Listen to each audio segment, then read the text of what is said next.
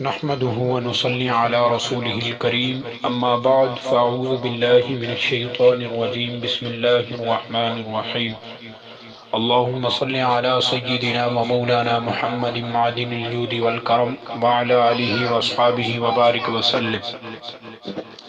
قبر کا ساتھی۔ حضرت ابن عباس رضی اللہ تعالی عنہ فرماتے ہیں کہ کسی صحابی نے ایک قبر پر خیمہ لگایا۔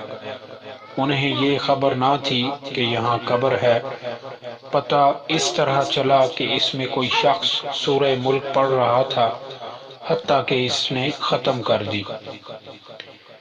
حضرت عبداللہ بن عمر رضی اللہ تعالی عنہ فرماتے ہیں رسول اللہ صلی اللہ علیہ وآلہ وسلم نے فرمایا، رمضان اور قرآن بندے کی شفاعت کریں گے۔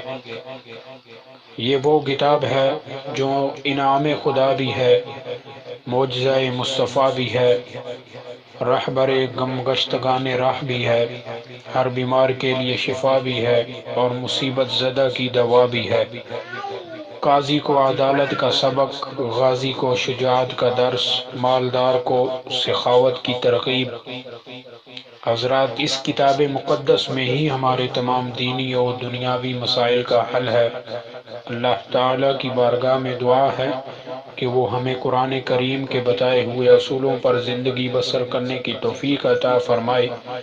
آمین۔ وما علینا الا البلاغ المبین۔